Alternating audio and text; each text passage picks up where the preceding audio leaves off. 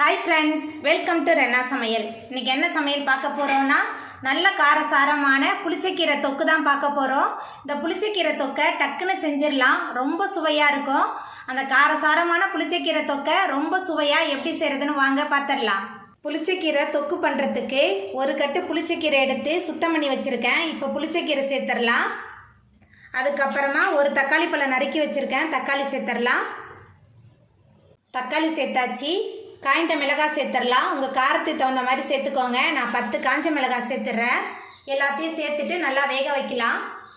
நான் கீரைக்கு எதுவுமே தண்ணிலாம் சேர்க்கல, நான் அப்படியே தான் சேர்த்தேன். இந்த கீரையில் உள்ள தண்ணியிலேயே இந்த புளிச்சக்கீரை சூப்பராக வெந்து வந்துருச்சு. தக்காளி காய்ந்த மிளகாய் எல்லாமே நல்லா மசிச்சு வெந்து வந்துருச்சு. இப்போ அடுப்பு ஆஃப் பண்ணிடலாம். ஆறுனதுக்கப்புறம் மிக்சியில் மாற்றிட்டு அரைச்சிடலாம். புளிச்சக்கீரை நல்லா ஆறி வந்துருச்சு. இப்போ இதை மிக்சியில் மாற்றிட்டு நம்ம அரைச்சிட்டு வந்துடலாம். புளிச்சக்கீரையை தாளிச்சிடலாம். அதுக்கு 3 டேபிள் ஸ்பூன் எண்ணெய் சேர்க்குறேன். எண்ணெய் கொஞ்சம் தாராளமாக இருந்தால் நல்லா சுவையாக இருக்கும். எண்ணெய் சூடாயிட்டு இதில் 1 டேபிள் ஸ்பூன் கடுகு சேர்த்துடலாம். கடுகு சேர்த்து கடுகு நல்லா பொரிய ஆரம்பிச்சிருச்சு. 3 காஞ்ச மிளகாய் கிள்ளி வச்சுருக்கேன், காஞ்ச மிளகாய் சேர்த்துடலாம். அதுக்கப்புறமா உரித்து வச்ச 10 பல் பூண்டு, நீல வாக்கில் நறுக்கி வச்ச 3 பெரிய வெங்காயம் எல்லாத்தையும் சேர்த்துட்டு நல்லா வதக்கிடலாம்.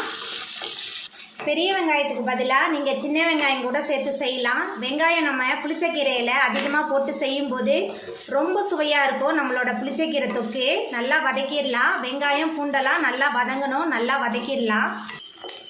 வெங்காயம் நல்லா வதங்கி வந்துருச்சு. இந்த அளவுக்கு நல்லா வதங்கி வரும்போது நல்ல சுவையாக இருக்கும் நம்மளோட புளிச்சக்கீரை தொக்கு. இப்போ இதில் நம்ம அரைச்சி வச்ச புளிச்சக்கீரையை சேர்த்துடலாம். அதுக்கப்புறமா புளிச்சக்கீரைக்கு தேவையான அளவுக்கு உப்பு சேர்த்துக்கலாம். உப்பு சேர்த்துட்டு எல்லாத்தையும் நல்லா கலந்து விட்டுடலாம். எல்லாத்தையும் சேர்த்துட்டு நல்லா கலந்தாச்சு. அடுப்பை மிதமான தணலில் வச்சு ஒரு 5 நிமிஷத்துக்கு கொதிக்க விடலாம். 5 நிமிஷம் ஆகிட்டு நம்மளோட புளிச்சக்கீரை சூப்பராக வதங்கி வந்துருச்சு. எண்ணெயும் பிரிஞ்சு நல்லா மேலே வந்துட்டு அவ்வளோதாங்க, நம்மளோட சுவையான புளிச்சக்கீரை தொக்கு ரொம்ப காரசாரமாக ரெடி ஆகிட்டு. இப்போ நம்ம அடுப்பு ஆஃப் பண்ணிடலாம்.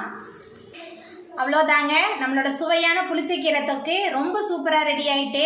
நீங்களும் உங்கள் வீட்டில் இந்த சுவையான காரசாரமான புளிச்சக்கீரை தொக்கை செஞ்சு பாருங்கள். இந்த வீடியோ உங்களுக்கு பிடிச்சிருந்தா லைக் பண்ணுங்கள், ஷேர் பண்ணுங்கள், கமெண்ட் பண்ணுங்கள், சப்ஸ்கிரைப் பண்ணுங்கள். அப்படியே பக்கத்தில் உள்ள பெல் பட்டனை கிளிக் பண்ணிடுங்க. நன்றி.